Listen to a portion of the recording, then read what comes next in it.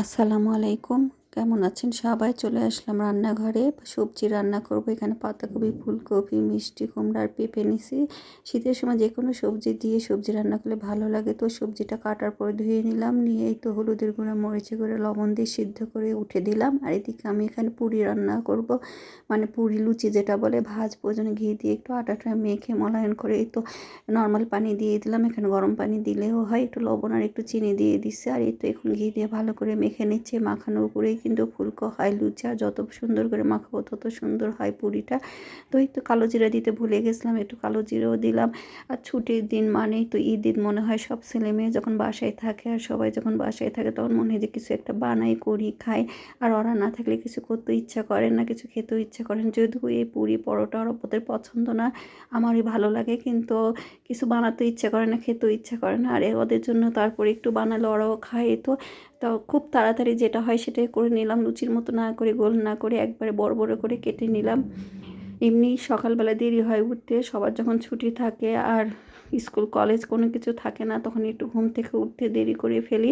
তো ওই জন্য তাড়াহুড়ো করে আলু, রুটি, লুচি এগুলো বানাতে কিন্তু অন্য একটা ঝামেলা পোহাতে হয়। মানে সব জায়গায় এরকম মেখে যা, খালাও চলে আসবে। আর সবজিটা হয়ে গেছে, বাগার দিয়ে দিছি পাঁচফোড়ন দিয়ে, তারপরে একটু চিনি দিয়ে নেড়ে চেড়ে তো আমরা খাওয়া শুরু করলাম। সাথে চা আর পায়েসটাও ছিল। শীতের সময় কিন্তু সবজি যেভাবে রান্না করে খেতে মজার। এই তো চলে গেলাম বাজারে, আজকে একটু মাছ কিনতে হবে। দুজন মিলে গেলাম। যাওয়ার সময় দেখলাম একটা আম গাছের অনেক মুকুল হয়েছে, বছরের প্রথম দেখলাম। ভাবলাম একটু ভিডিও করে নিয়ে, এই তো মাছ কিনে নিয়ে বাসায় চলে আসলাম। অনেক রকম মাছ কিনছি, মানে ছোট বড়, নাম বলতে বলতে অবস্থা শেষ। আর এত মাছের নামও ঠিক মতো আমি জানি না। তো বাটা মাছ, কাচকি মাছ, মলা মাছ, বোয়াল মাছ, তেলাপিয়া মাছ, কোকিলা মাছ, চাপিলা মাছ, খয়রা মাছ, আর কি জানি একটা মাছ নিচে ভুলে গেছি, মানে কাচকি মাছ। আর অনেক রকম মাছ, আসলে এত মাছের মনেও নেই, না কাটার সময় মনে পড়বে। আর এসে তো দেখে একটা বিশাল ঝামেলা। খালা চলে গেছে, খালাকে কিন্তু বলে গেছি। খালা আজকে সকাল সকাল চলে আসছে কাজ করতে। খালারও তো অনেকেরই সবার ছুটি, তাড়াহুড়া করে খালি কাজটা আমি খালাকে বলে গেছি, খালা যাচ্ছি মাছ নিয়ে আসবো, আপনি একটু থাকেন। কিন্তু এই সহ্য আর হয়নি, এসে দেখে খালা নাই। তারপর ধীরে ধীরে দুজন মিলে এই কাজগুলো করলাম। আর কাজ করার ফাঁকে ফাঁকে আমার মেয়েটা আবার চা করে দিল। তো আমরা চা খেলাম। খেয়ে দিয়েই তো আমি রান্নাঘরে চলে আসলাম। কি কি রান্না করব সেগুলোও করে নিলাম। আর আজকে মাছ কাটতে কাটতে অবস্থা শেষ, অনেক বেলা হয়ে গেছে। তো এই তো রান্না শুরু করলাম, বোয়াল মাছ। আর এদিকে ডাল চচ্চড়ি করব। প্রথমে ডাল সিদ্ধই উঠে দিলাম প্রেশার কুকারে, তারপর বললো যে ডাল একটু টমেটো দিয়ে, ধনেপাতা দিয়ে রান্না করতে। তো প্রেশার কুকারে দিলাম, তো খুব তাড়াতাড়ি হয়ে গেছে। আসলে জোগাড় করা থাকলে সময়ও লাগে না। ভুনা মাছ, কষানো মাছ এগুলো রান্না করতে খুব একটা বেশি সময়ও লাগে না।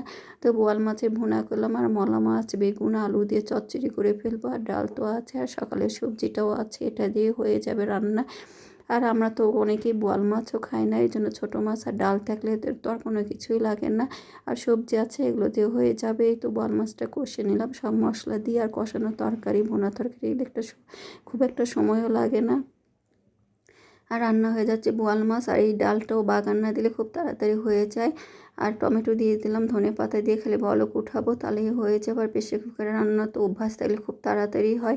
তো আমি ভাবছি ধীরে ধীরে একটু অভ্যাস করে নেব, আর অনেক তাড়াতাড়ি হয়ে যাবে। আর গ্যাসেও তো পাওয়া মুশকিল, গ্যাসেও তো যে দাম হয়ে গেছে আমাদের, যেহেতু সিলিন্ডার গ্যাস।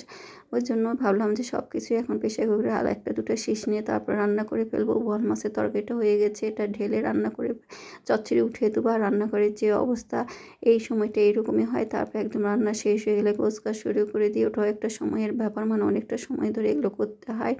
তো বেগুন আলু চচ্চড়িটা উঠিয়ে দিলাম, পেঁয়াজ, আদা, রসুন, পেঁয়াজ, জিরা, ধনিয়া গুঁড়া সব কিছু দিয়ে মেখে উঠিয়ে দেবো। টমেটো, তেল আর ছোটো মাছ যেহেতু, খুব তাড়াতাড়ি ঢেকে দিলে রান্না হয়ে যাবে। মানে সব কিছু গোছগাছ থাকলে, জোগাড় থাকলে রান্না করতে খুব একটা সময় হয় না। আর সবজি কাটা, পেঁয়াজ কাটা এগুলো থাকতে তো আরও না। আর মাছ যেহেতু নিয়ে আসছে অনেক মাছ, আজকে একটু অনেক কষ্ট হয়ে গেছে, তারপর আর সেরকম হবে না। আর বাসা বাড়িতে আসলে মাছ টাছ কাটলে ঘর, রান্নাঘর সব নোংরা হয়ে যায়, ওটারই একটা ঝামেলা হয়। ওই জন্য ভালো করে আমার না মুছলে পুরো বাড়িতে ঢোকার সঙ্গে সঙ্গে নাকে মাছের গন্ধ লাগে। তো আজকে এই রান্নাগুলো করলাম, খেতে ভালোই লাগছে মাছগুলো। আর ডাল চচ্চড়িটাও, ডাল যেটা বাগার ছাড়া ডাল, সেটাও ভালো হয়েছিল খেতে। মাঝে মধ্যে একটু অন্যরকম খাবার ভালোই লাগে। বিকালে আর কিছু করতে পারি নাই। তো মেয়েটা এই যে পপকর্ন ভাজছে আর চা, আর সাথে বিস্কিট। আজকে রান্না দেরিতে, কাটাকুটা দেরিতে, সব কিছুই দেরিতে, ওই জন্য খাওয়াও দেরিতে হয়ে গেছে। ওই জন্যে পেটটা ভরাই আছে। বিকালে যেমন তেমন করে ছুটি থাকলে আমাদের সব কিছুই লেট। তো ভালো থাকবেন, আমাদের জন্য দোয়া করবেন। আল্লাহ হাফেজ।